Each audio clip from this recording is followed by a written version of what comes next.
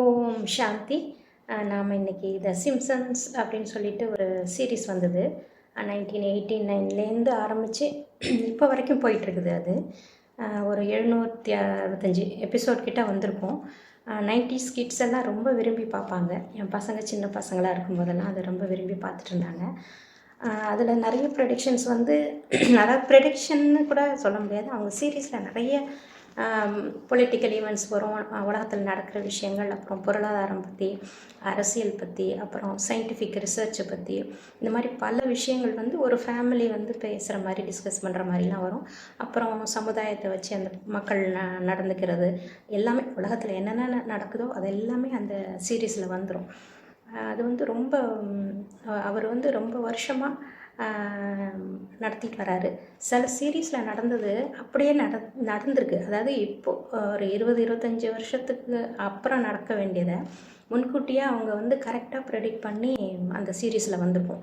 அதெல்லாம் பார்க்கும்போது ரொம்ப ஆச்சரியமாக இருக்கும். சில 1-2 விஷயங்கள் நடக்காமலும் போயிருக்கு, சில விஷயங்கள் அப்படியே நடந்திருக்கு. அதில் வந்து எனக்கு ரொம்ப பிடிச்சது என்னென்னா, அந்த விர்ச்சுவல் ரியாலிட்டி வேர்ல்டுன்னு சொல்லிட்டு இப்போ ஒரு ஸ்பெக்ஸ் மாதிரி ஒன்று போட்டுட்டு அதிலே எல்லாத்தையும் பார்த்துக்கிறாங்க இல்லையா பசங்க, பெரியவங்க எல்லாருமே. அந்த ஒரு அது மூவியாக இருக்கட்டும், இல்லை ஒரு இடத்துக்கு போகணுமே அந்த பிளேஸ் மாதிரியே வரும். அதெல்லாம் அந்த இருந்த இடத்துலேருந்தே பார்க்குற மாதிரி அது இப்போ வந்திருக்குது. அதெல்லாம் 15-20 வருஷத்துக்கு முன்னாடியே அந்த சிம்சன்ஸ் கார்ட்டூனில் வந்து போட்டிருக்காங்க. அப்புறம் இன்னும் இந்த கோவிட் வரத்துக்கு முன்னாடியே இந்த மாதிரி ஒரு வித்தியாசமான நோய் வர்ற மாதிரியும், அது உலகம் ஃபுல்லாக ஸ்ப்ரெட் ஆகிற மாதிரியும், குளோபலைஸ் ஆகிற மாதிரியும் எல்லாம் அந்த மாதிரி வந்திருக்கு. அதுவும் கரெக்டாக ப்ரெடிக்ட் பண்ணி அது கரெக்டாக ஆகிடுச்சு. அதுக்கப்புறம் நியூயார்க்கில் வந்து ஒரு இந்த சர்க்கஸ் மாதிரி ஒரு இது நடக்கும்போது ஒரு புலி அட்டாக் பண்ணிவிடும் அவங்களையே அப்படின்னு சொல்லிட்டு 93லேயே அந்த கார்ட்டூனில் வந்துச்சு. 1993ல் அது வந்து 2003ல் வந்து அப்படியே நடந்தது. அந்த வேறு பீப்புளெலாம் மாறியிருப்பாங்க அந்த ஜூவில். ஆனால் அந்த அந்த புலி அட்டாக் பண்ணுறது, வெள்ளை புலி, அது மட்டும் அப்படியே கரெக்டாக இந்த இதில் எப்படி போட்டிருந்தாங்களோ அதே மாதிரியே நிஜத்தில் நடந்தது. மக்களுக்கு அப்படியே ஒரே ஷாக்கிங்காக இருந்தது, ரொம்ப ஆச்சரியமாக இருந்தது. நீங்கள் எப்படி ப்ரெடிக்ட் பண்ணுறாங்க, நீங்கள் என்ன இந்த மாதிரி அஸ்ட்ராலஜி மாதிரி அது வச்சு ப்ரெடிக்ட் பண்ணுறீங்களா, வேறு என்னன்னு கேட்கும்போது அதெல்லாம் ஒன்றும் இல்லை, நாங்கள் அனலைஸ் பண்ணி பண்ணுறோம், இப்படி தான் நடக்கும்னு ஒரு இதில் வரோம்னு சொல்லிட்டு அவர் ரொம்ப கேஷுவலாக சொல்லிட்டு போயிடுவார். ஆனால் எப்படி அதெல்லாம் எப்படி கரெக்டாக போட்டார். அதில் இன்னொன்று ரொம்ப முக்கியமானது வந்து ட்ரம்ப்பு பிரசிடெண்ட் ஆவார் அப்படின்னு சொல்லிட்டு, ட்ரம்ப்பு பிரசிடெண்ட் ஆகிறதுக்கு ஒரு 15 வருஷத்துக்கு முன்னாடியே 1995 போல் அப்பயே சொல்லிட்டாங்க.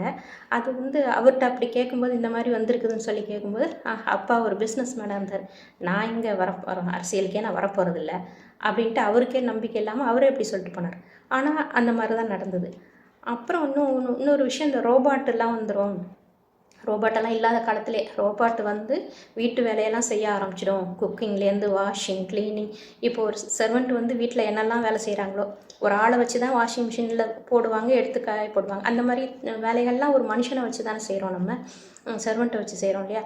அது மாதிரி அதுக்கு ரோபாட்டே வந்துடும். ஒரு ரோபாட்டே அத்தனை வேலையும் செஞ்சிடும். அதுக்கு குக் பண்ணுறதுலேருந்து கொண்டு வந்து சர்வ் பண்ணுற வரைக்கும் அத்தனை வேலையும் செஞ்சிடும். அது மாதிரி அதுவும் கரெக்டாக நடந்துச்சு. அதே மாதிரி வந்து இந்த பொருளாதாரம்லாம் க்ராஷ் ஆகும் ட்ரம்ப் ஆட்சியில், அது கரெக்டாக ரொம்ப அக்யூரேட்டாக இருந்தது. இப்போ அந்த மாதிரி தான் ஆகிட்டுருக்கு, நம்ம பார்த்துருக்கோம். அப்புறம் இந்த வேர்ல்டு வார், உலக அழிவு மாதிரிலாம் பயங்கரமான சீன்ஸ் எல்லாம் வந்துச்சு, அதுவும் இப்போ பார்த்துக்கிட்டு இருக்கோம்.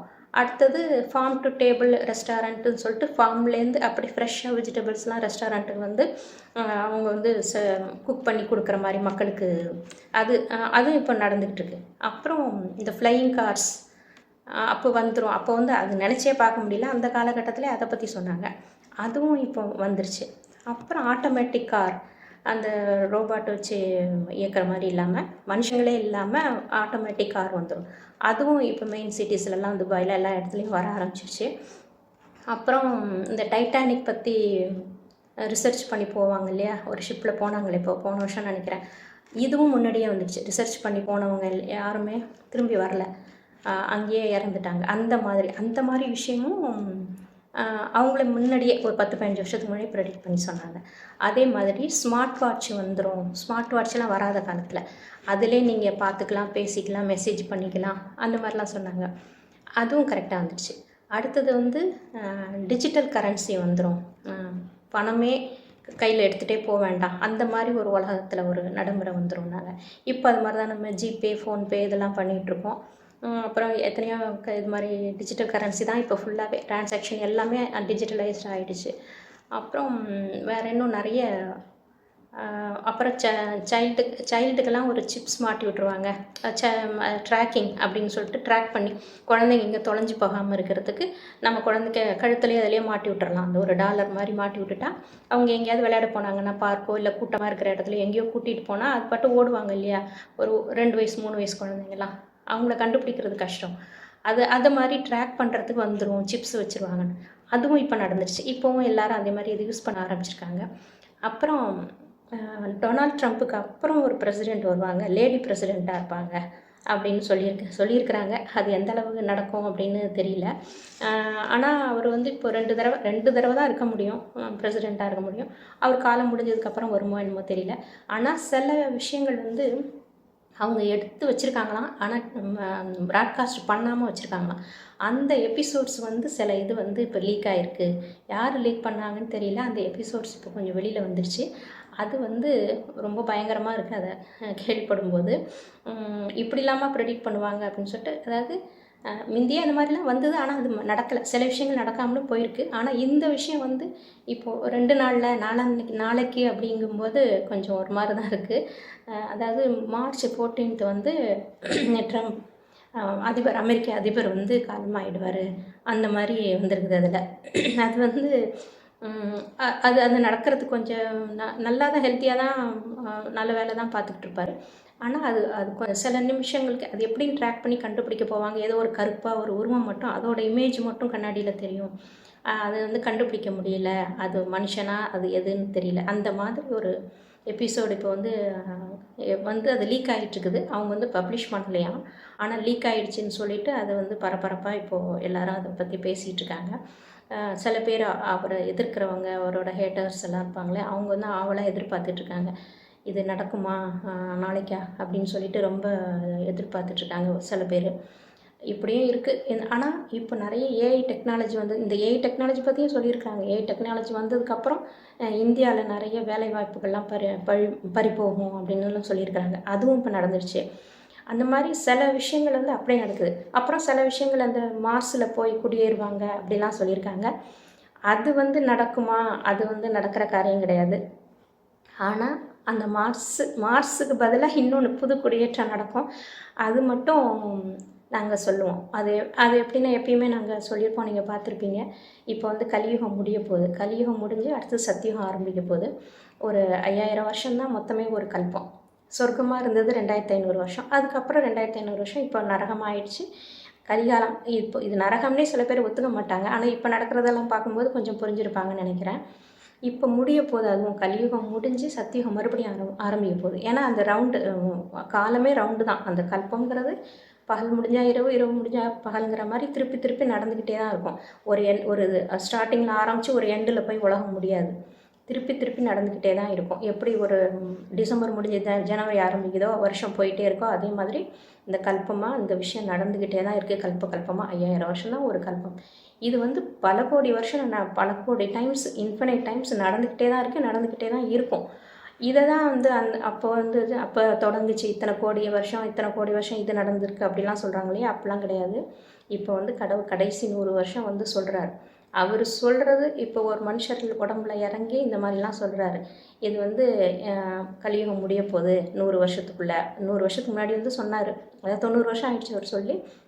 கலியுகம் முடிஞ்சு அடுத்து சத்தியுகம் ஆரம்பிக்க போகுது. சத்தியுகத்தில் இருக்கிறவங்கலாம் ஆத்ம உணர்வில் இருப்பாங்க. நீங்கள்லாம் மனுஷங்க அதாவது இந்த உடம்பு வந்து பஞ்சபூதத்தினால் ஆனது. அது வந்து ஆத்மா இந்த உடலில் பிரவேசமாகி நம்ம வாழ்ந்துக்கிட்டு இருக்கிறோம். மற்றபடி நாம் ஆத்மா தான், இந்த உடம்பு கிடையாது. உடம்பு அழியக்கூடியது, பஞ்சபூதங்களால் ஆனது. நீங்கள் வந்து ஆத்மா தான். இது வந்து வேறு பொருள். அது வந்து எப்பயுமே அழியாதது.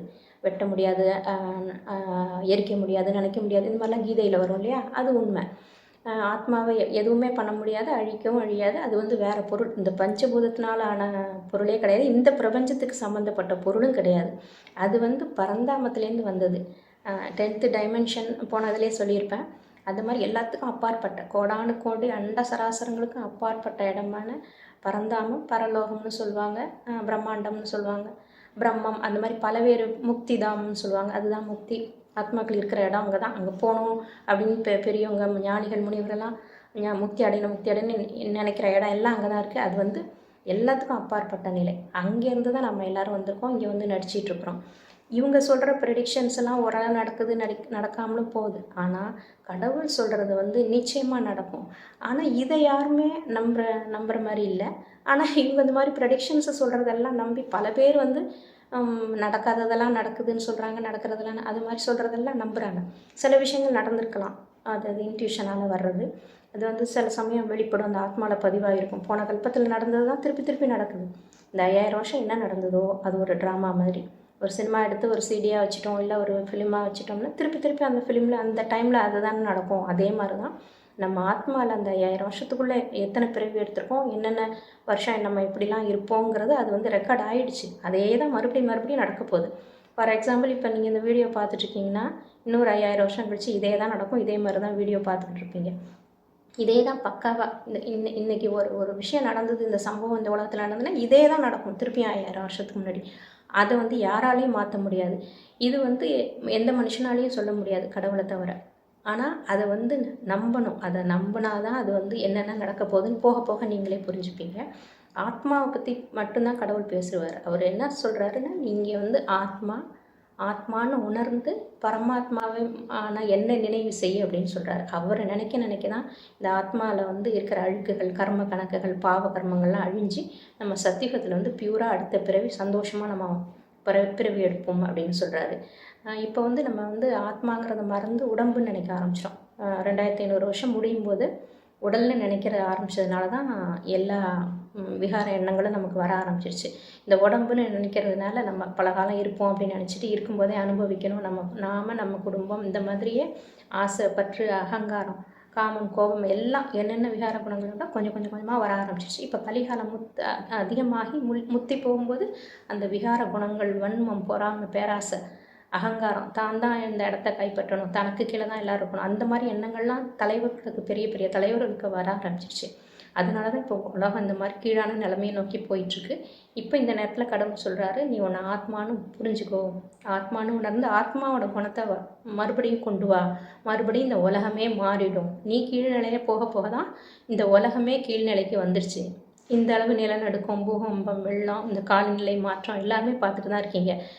ஆத்மாவோட நிலைமை வந்து ரொம்ப மோசம், குணங்கள் வந்து கீழே இறங்கி போயிடுச்சு. ஆத்மாவில் தான் மனம், புத்தி, ரெக்கார்ட்ஸ் எல்லாமே இருக்குது. அந்த புத்தியும் கெட்டு போய் கீழான நிலைமைக்கு போகும்போது இயற்கையும் அதை வந்து அஃபெக்ட் பண்ணுது. அதனால தான் இப்போ இயற்கையும் மோசமாயிட்டுருக்கு. மனுஷன் ஒருத்தர் அழிக்கிறதுக்கு தான் ரெடியாக இருக்காங்க. அவங்க கண்டுபிடிச்ச கண்டுபிடிப்புகள், சயின்டிஃபிக் எல்லாமே அழிவை நோக்கி தான் போயிட்டுருக்குது. அழிக்கிறதுக்கு தான் யூஸ் பண்ணிகிட்ருக்காங்க. நல்ல விஷயத்துக்கு யூஸ் பண்ணுற மாதிரி இல்லை. நல்ல விஷயங்கள், சில விஷயங்கள் பொருட்களை வச்சு நம்ம யூஸ் பண்ணுறோம், பலவேறு சாதனங்களை நம்ம யூஸ் பண்ணுறோம், நல்லா தான் இருக்குது. ஆனால் பல விஷயங்கள் வந்து அழிவை நோக்கி தான் போயிட்டுருக்கு. அது இப்போ நீங்கள் உணர்ந்திருப்பீங்க. இப்போ உலகத்தில் நடக்கிற போர், பதட்டம் இதெல்லாம் பார்த்துக்கிட்டு இருப்பீங்கன்னு நினைக்கிறேன். இப்போவாது நம்ம குணத்தை மாற்றிக்கிட்டு நம்ம ஆத்மான்னு புரிஞ்சுக்கிட்டு அவரை நினைக்க அவர்கிட்டேருந்து சக்தி வரும். அவர் தான் நமக்கு அப்பா. ஆத்மாக்களோட அப்பா தான் பரமாத்மா. அவரும் ஒளிப்புள்ளியாக தான் இருக்கிறாரு. நாமளும் புருவ மத்தியில் ஒளிப்புள்ளியாக தான் இருக்கிறோம். உள்ளுக்குள்ளே ஆத்மா இருக்குது, பிரெயினில், பிட்யூட்ரி கிளாண்டில். அப்படி நம்ம புரிஞ்சுக்கிட்டு இந்த உடல் அழியக்கூடியது தான். இதில் இருக்கிற இப்போ பாவ கர்மாலாம் அழிக்கணும்னா அவரை நினைக்கிறது தவிர வேறு வழியே இல்லை.